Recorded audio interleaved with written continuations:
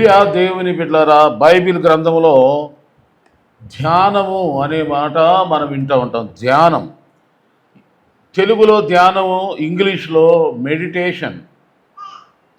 Meditation అనేది లేకపోతే మానసికంగా నెమ్మది ఉండదు, శాంతి ఉండదు, అందుకని మన ప్రభుత్వం వారు కూడా ఇండియా గవర్నమెంటు, రాష్ట్ర గవర్నమెంటు మెడిటేషన్ యోగా ఇంకా రకరకాలైన విధాలుగా మనుషులకు ప్రశాంతత కోసం యోగా ధ్యానాలు ఇంకా రకరకాలైనటువంటి భక్తి ధ్యానాలు చేస్తున్నారు. కారణం ఎందుకనగా మనసు నెమ్మది కొరకు. మనిషి ఎంత హైట్ ఉన్నా వెయిట్ ఉన్నా నెమ్మది లేకపోతే, శాంతి అనేది లేకపోతే బ్రతకలేము. ఆస్తులు ఎన్నున్నా, అందం ఎంతున్నా, అండబండాలంటే మనుషులు ఎంతమంది చుట్టూరు ఉన్నా, ఎంతమంది బలుగు స్నేహితులు ఉన్నా కానీ మనిషిలో సమాధానం, అదే పీస్ ఆఫ్ మైండ్ సమాధానం, మనసులో నెమ్మది లేకపోతే అన్ని విధాలా కూడా మనిషి అన్ని విధాలా నష్టపోతాడు. మనసులో సమాధానం లేదనుకోండి, ఏమీ పనిచేయదు. ఉద్యోగంలో మైండ్ పనిచేయదు, ఇంటిని ఇలా కాపాడుకో మనసు పనిచేయదు, వ్యాపారంలో మనసు. అందుకని మనసు అన్నిటికంటే ముఖ్యమైనది. బైబిల్ గ్రంథంలో ఈ మెడిటేషన్ అనగా ధ్యానాన్ని గురించి ఏమని చెప్తుందో, ఏమి ధ్యానం చేయాలో మనం తెలుసుకుని ఈ సందేశంలో మనము దేవుని ఆ వాక్య ఆలోచనను తెలుసుకొని ముగించుకుందాం. చూడండి, మన అందరికి తెలిసిన పరిచయమైన మాట 1వ కీర్తన 2వ వచనం ఏముంటుందంటే, యెహోవా ధర్మశాస్త్రమునందు ఆనందించుచు దివారాత్రము దాన్ని ధ్యానించువాడు ధన్యుడు. చూడండి, మనకు వాక్యం పైన ఆనందం అంటే, వాక్యం అంటే ఇష్టం. వాక్యం అనేది అది మనకు సంతోషం కలిగించలేదు అనుకోండి, ఆ బైబిలే ముట్టుకోం. అసలు ఆ ప్రసంగాలు వినాలన్నా చెవులు పోటు వస్తాయి. ఎందుకంటే వాక్యం పైన ఆనందం లేదు. అప్పుడు తినాలనే ఆహారం మీద ఇష్టం ఉంటే తినటానికి మనిషి సంతోషంగా ఉంటే ఏదైనా దాని టేస్ట్ ఏంటో, రుచి ఏంటో, బాగుందో బాగాలేదు, పుల్లగా ఉందా, తీయగా ఉందా, చేదుగా ఉందా, ఎలా ఉందా అనేది చెప్పగలడు. ఆహార పదార్థాల విషయాల్లో తినాలనే వానికి రుచులు అర్థమవుతాయి. అలాగే బైబిల్ గ్రంథమును కూడా దానిపైన మక్కువ, ఇష్టము, వాంఛ, తృష్ణ, దేవుని వాక్యం పైన ఆ యొక్క ఆసక్తి ఉంటే ఆ వాక్యము మనం తప్పకుండా ధ్యానిస్తాం. మనిషి ఏదైనా ఇష్టపడతాడు అనుకోండి, దాని మీదే మనసు పెడతాడు, దాని గురించి ఆలోచిస్తాడు. ఒకప్పుడు నేను చిన్న వయసులో సినిమాకి వెళ్ళివ్వండి, సినిమా చూసి వదిలిపెట్టుకోండి కాదు, అదే పండుకున్నదే, లేచినదే, కూర్చున్నదే, ఎప్పటికి అదే ధ్యానం, అదే విధానంలో ఉండేవాడి. అయితే యేసుక్రీస్తుని నమ్ముకున్న తర్వాత రక్షణ పొందిన బైబిల్కి అలవాటు పడ్డాక పండుకున్నా, లేచినా, కూర్చున్నా బైబిలే. ఇది అలా చేయటం ద్వారా నా జీవితం ధన్యమైంది, వాగ్దానం నెరవేర్చబడింది. మరి మీరు ధన్యులు అవ్వాలనుకుంటున్నారా? వాక్యాన్ని ధ్యానించండి. సరే, ఏ విషయాల్లో ఏమేమి ధ్యానించాలో చూద్దాం. చూడండి, బైబిల్ గ్రంథంలో 27వ కీర్తన 4వ వచనం ఏం చెప్తుందంటే, 27వ కీర్తన 4వ వచనం, యెహోవా యొద్ద ఒక వరం అడిగి తిని దానిని నేను వెదుకుచున్నాను. ఏమిటి వరం అంటే, యెహోవా ప్రసన్నతను చూచుటకును ఆయన ఆలయములో ధ్యానించుటకును జీవితకాలం అంతయో యెహోవా మందిరములో నివసింపకోరుచున్నాను. ఇదిగోండి, దేవుని మందిరములో ప్రభువును తలుచుకుంటూ ధ్యానంతో జీవించుట అనేది కోరుకుంటున్నాడు భక్తుడు. అడుగుతున్నాడు. ఈయన అడిగినోడు ఎవరు అంటే పని పాటలేనోడు కాదు, ఇజ్రాయిల్ దేశానికి 2వ రాజు. దావీదు దేవుణ్ణి అడుగుతున్నాడు, అయ్యా రాజుగారికి ఎన్ని పనులు ఉంటాయి, రాజుగారి సింహాసనం, రాజుగారి నివాసం ఊహించుకుంటానికే మనం సరిపోం. అలాంటి గొప్ప రాజు దేవుని మందిరములో నివసించాలి, ధ్యానించాలని కోరుకుంటున్నాడు.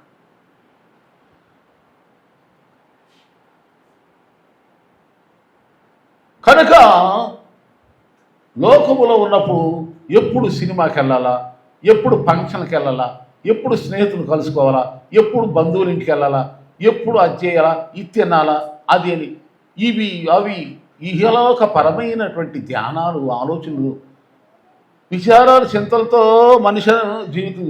కానీ ఇప్పుడు దేవుడు నిన్ను ఆశీర్వదించాలి, దేవుడు నిన్ను నిండు నూరేళ్ళు బతికించాలి, వృద్ధాప్యం వచ్చే వరకు, బహువృద్ధాప్యం వచ్చే వరకు ప్రభువుని ఆయన సంకలోనే ఉండాలంటే ఆయన మందిరంలో ఆయన ధ్యానిస్తూ ఉండాలి. అది కోరుకోవాలి ప్రతి ఒక్కడు.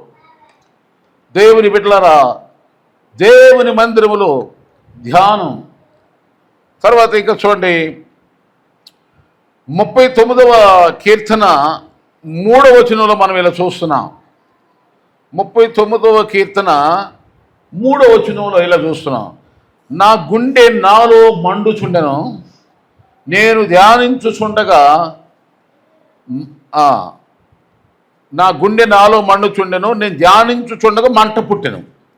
అప్పుడు నేను ఈ మాట నోరారా పలికితిని.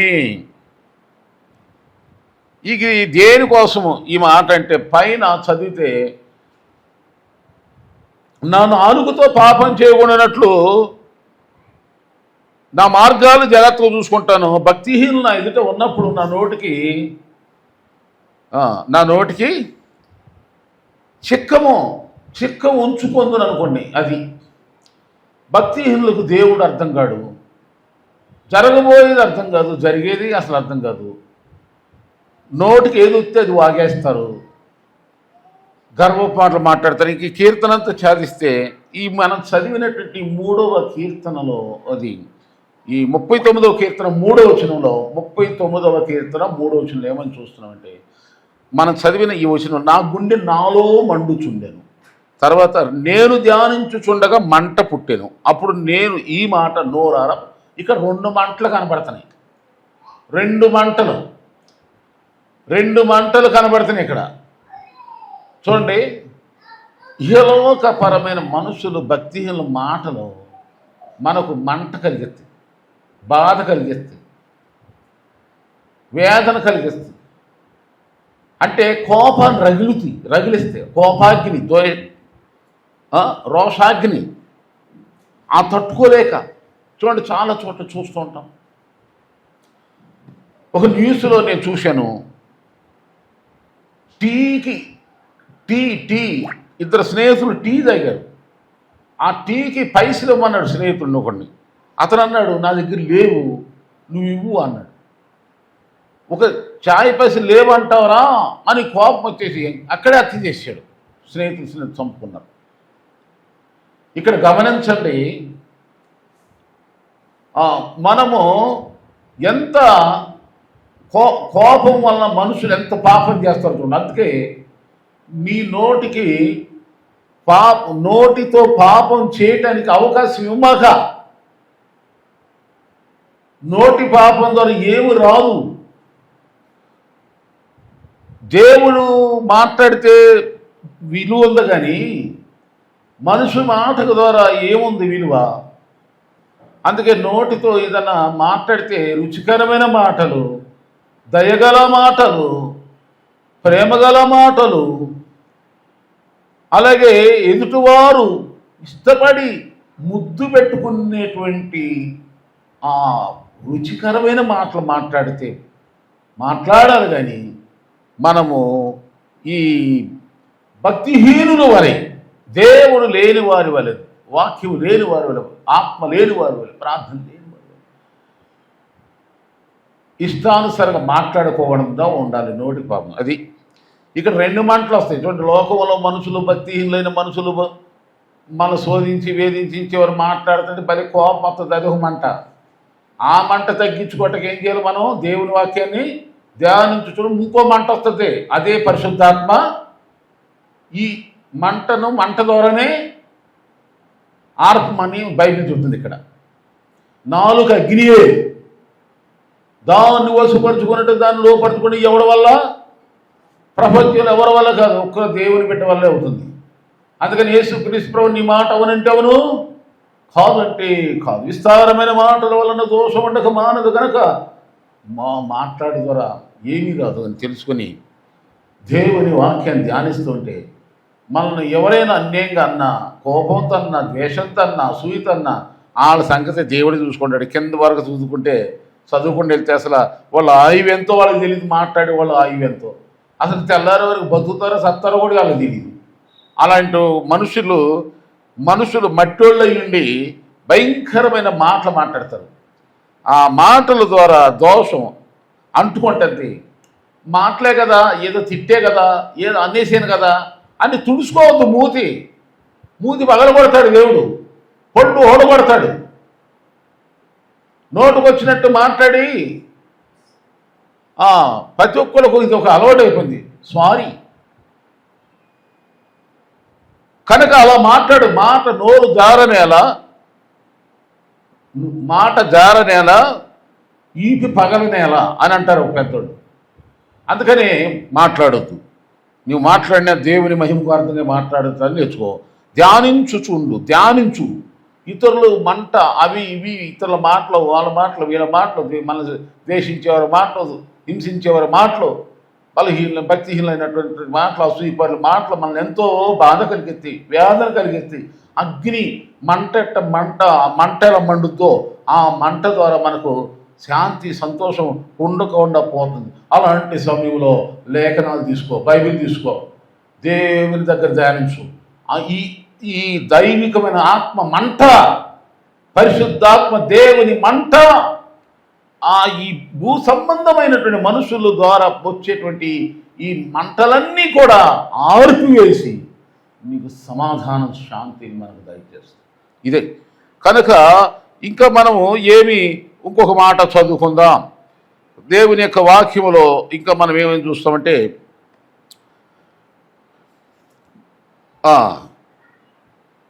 నేను దేవుని జ్ఞాపం చేసుకుంటాను. 77వ కీర్తన ఆలోచనలో మనం పాడిన పాట రాత్రి వేళ గుర్తు చేసుకోవాలి. ఏదో పాడేసాం కదా అనుకోద్దు. నువ్వు పాడిన పాట నీకు ఎప్పుడు అది గుర్తుండాలి, రాత్రి వేళ కానీ పగలే కానీ. కనుక 73వ కీర్తన ఇంకోటి చూద్దాం. 73వ కీర్తన 17 ఏముంటుందంటే, 73వ కీర్తన 17లో నేను దేవుని పరిశుద్ధ స్థలములోనికి పోయి వారి అంతాను గురించి ధ్యానించే వరకు ఆ సంగతి నాకు ఆయాసకరంగా ఉంది.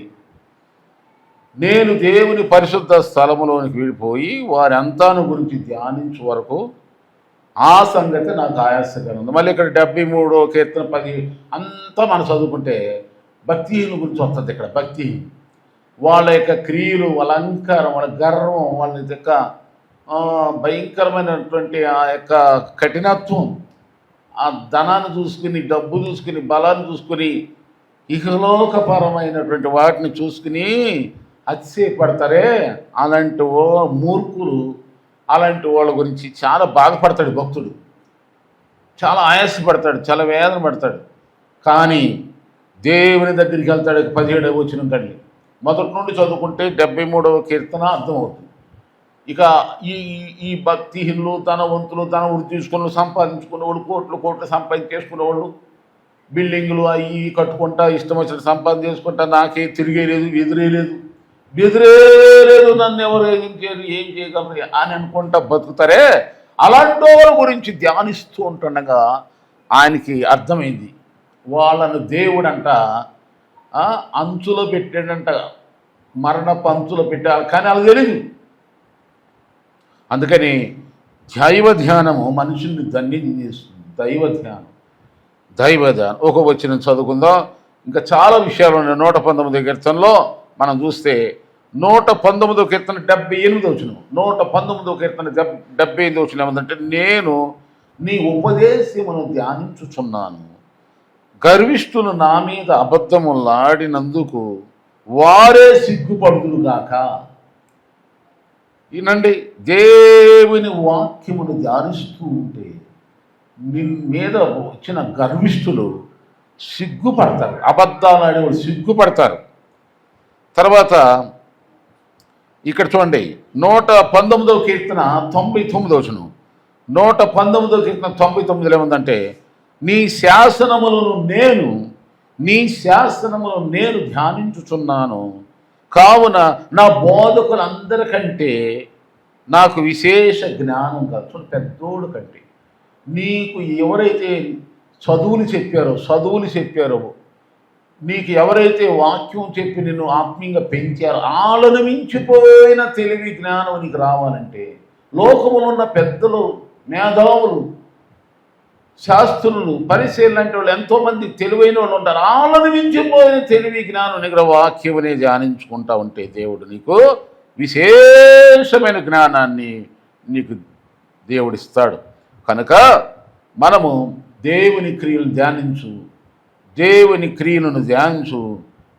చూడండి, దేవుని క్రియలు ధ్యానించి ఎక్కడుంది? 143వ కీర్తన 5వ వచనం.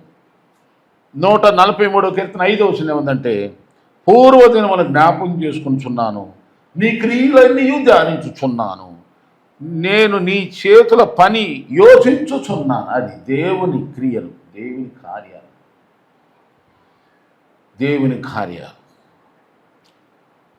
దేవుని కార్యాలు. ప్రసంగి గ్రంథం 7:13లో కూడా ఈ మాట మనం చూస్తాం. ధ్యానం మనిషిని ధన్యునిగా చేస్తుంది. ధ్యానము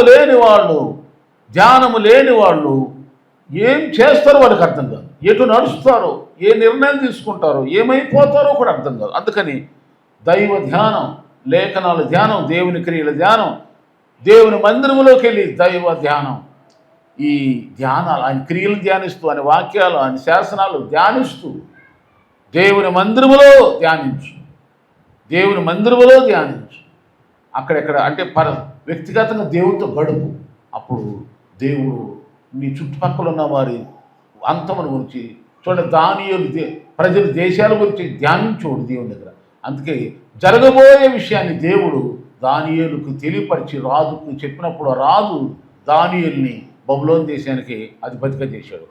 నీవు నేను మన గల్లీల్లో, మన వీధుల్లో, మన ఊళ్ళో, మన పట్టణాల్లో, మన దేశంలో ఉన్న ప్రజలకి దైవ ధ్యానంలో ఉండి ఏం జరగబోతుంది, ఏం జరుగుతుందో ఎలా ఉన్నా ఆదరించి దైవ ధ్యానంలో మనము ఆదరించబడుతూ దీవించబడుతూ అనేకులను దీవెనకరంగా మార్చుదాం. అందుకని భక్తుడు 150 కీర్తనలు ఉన్న కీర్తన గ్రంథం మొదటి వచనమే ఏమంటాడు? దుష్టుల ఆలోచన చొప్పున నడవద్దు, పాపుల మార్గాన నిలవద్దు, అపహాసుకులు కూర్చుండే చోటన కూర్చుండవద్దు. మరి ఈ మూడుని చేయకుండా ఏం చేస్తానంటే యెహోవా ధర్మశాస్త్రమును ఆనందిస్తూ దివారాత్రం దాన్ని ధ్యానిస్తాను, ధన్యుడవుతాను. అలాంటి వాడు నీటి కాలువలు ఎవరన్నా నాటబడినది ఆకువాడక తన కాలమందు ఫలమిచ్చే చెట్టు వలే ఉంటాడు, అతడు చేయనిదంతయు సఫలమైపోతాడు. కనుక నువ్వు విఫలం కాకుండా, వ్యర్థుడు కాకుండా, నీ జీవితం వ్యర్థం కాకుండా ఉండాలి, ధన్యుడు అయిపోవాలి, ఆశీర్వదించబడాలి. దేవుని వాక్యాన్ని ధ్యానించు, దేవుని క్రియలను ధ్యానించు. నీ చుట్టుపక్కల ఉన్న ప్రజలందరి విషయమై దేవుని దగ్గర ధ్యానించు. వాళ్ళు నిన్ను ఇష్టపడిన వాళ్ళ ఎవరైనా ఉన్నాయి, మనుషుల వల్ల కలిగే బాధలను బట్టి దిగులు పడమాక దేవుని దగ్గర ధ్యానించు, ప్రార్థించు. దేవుడే నిన్ను ఆనందోత్సవంతో, సంతోషోత్సవాలతో ప్రతిరోజు నిత్య పండగే. సంతోష హృదయానికి నిత్యము ఆనందమే, నిత్యము పండగే, నిత్యము సంతోషమే. ఈ సంతోషం ఇది నీవు సంపాదించుకుంటేనే వస్తుంది. ఎవరో తీసుకొచ్చి బలంతగా నీకు ఇవ్వలేరు. నీకు నీవే, నాకు నేనే, మనకు మనమే ఈ సంతోషాన్ని దేవుని దగ్గర పొందుకుందాం. అందుకని ఈ సంతోషం నీకు కావాలనా నేడే యేసునందుకు రా, మందిరానికి రా, ఆరాధనలో పాల్పొందు, దేవుని సందేశం విను. దేవుడు మిమ్మల్ని అందరినీ ధన్యులుగా చేసి ఆశీర్వాదకరంగా చేసి ఆశీర్వదకరంగా చేయను గాక. ఈ సందేశం మీ అందరూ ప్రభు బలపరచును గాక. ప్రార్థన అవసరతలు ఏమున్నా మీరు ఎక్కడ ఉన్నా నాకు ఫోన్ చేయండి, లేక నా వాట్సాప్ మెసేజ్ చేయండి. మిమ్మల్ని దేవుడు ఆశ్రయించినట్లు నేను మీ కొరకు ప్రార్థిస్తాను. God bless you all.